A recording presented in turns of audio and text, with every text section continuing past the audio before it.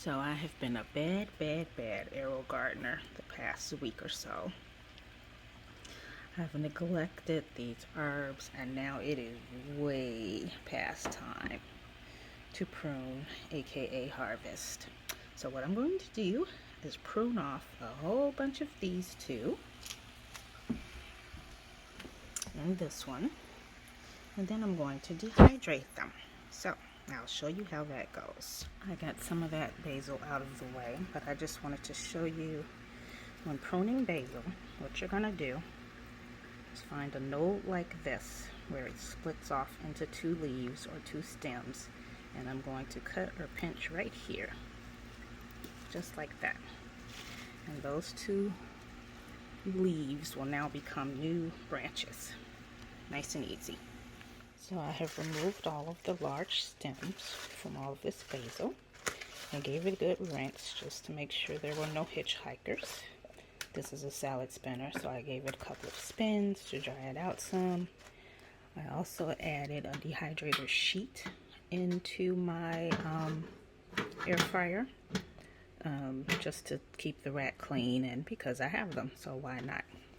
So now I'm going to lay the leaves out and turn it on.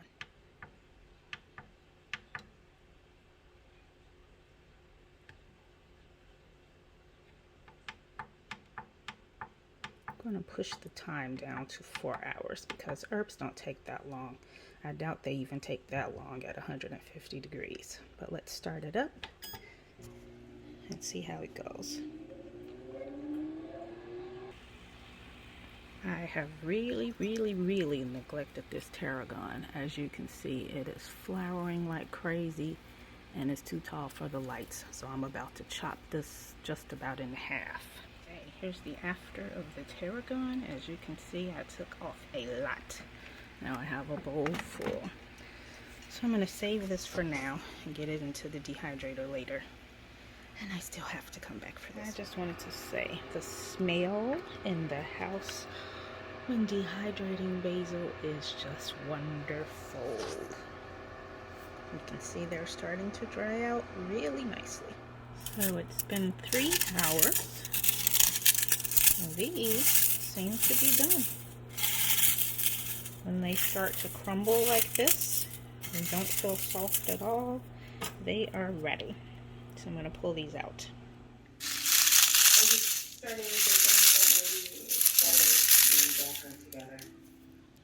I am headed over to my basement pantry area to get my dehydrator because I just want to show you why, if you're a gardener, it might be a good idea to invest in a real dehydrator. I'm going to take this upstairs. Stand by. There are a lot of dehydrators out there, some bigger than others.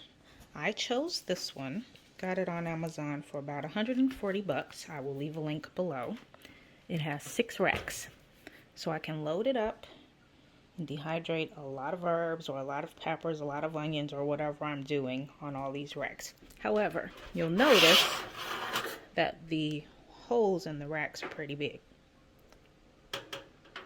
So I have these dehydrator sheets that I also got from Amazon. I'm going to cut a couple of these to size for the racks so that small bits of herbs won't fall through. So I'm going to do that. Okay, now this one is cut pretty much to size for this rack. And I have another over here. I had cut this one actually for the rack in my air fryer there, but that's okay. I can still use it. So they fit right inside, and it's a good looking unit. So now I'm going to get my herbs ready.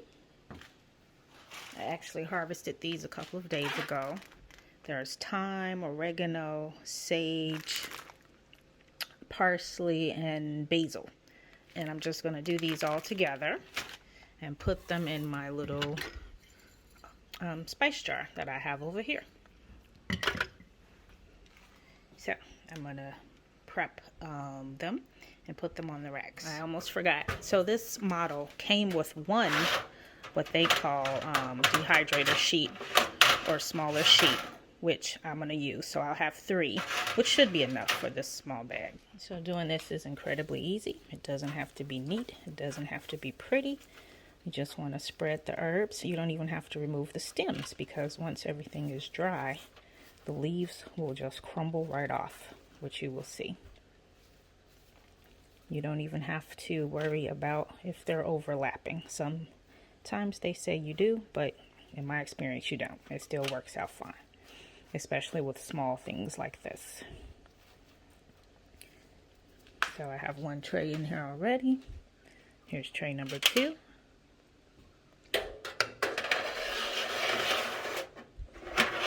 Move this out of the way. There is tray number 3. Number 1, 2, and 3. Notice I removed the extra trays to allow some room to slide them in. Now I'm going to set my temperature at 140, which is what I like to use. And my time on 4 hours. And I will check them after about 2 hours. Alright, I was busy doing some other things, so I ended up letting this go the whole 4 hours. So I know they are going to be good and dry. I have one of my old trays over here. So I'm just going to pull these out and dump everything on this tray, and then we're going to crush it up.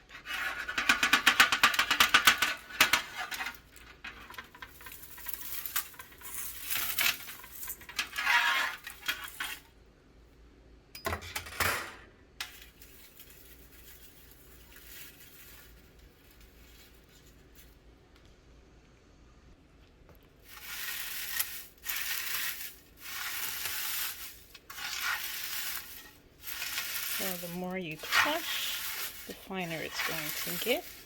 Of course, if you are a little more particular about this, you could dump it into a grinder or your blender, but I'm usually fine with it just being by hand. And once I get down to a good consistency, see there? I pick out some of the biggest stems. I got it down to a consistency that I'm happy with. So I'm just going to get my catch-all herb jar here and dump it in, and that's it. So if you don't have a dehydrator, you can dehydrate in your oven. Just Google how to do it, or my recommendation is about 140 degrees for a couple of hours. Spray it on a sheet similar to this, or you can even hang them if you have the space, but that just takes way too long in my opinion. So I hope you enjoyed this. Now you know what to do with all those extra herbs that you might be growing in your AeroGarden or outside, so they don't go to waste. Use them in your cooking, make your own seasoning mixes, or give them to friends and family. Have a good night. Enjoy.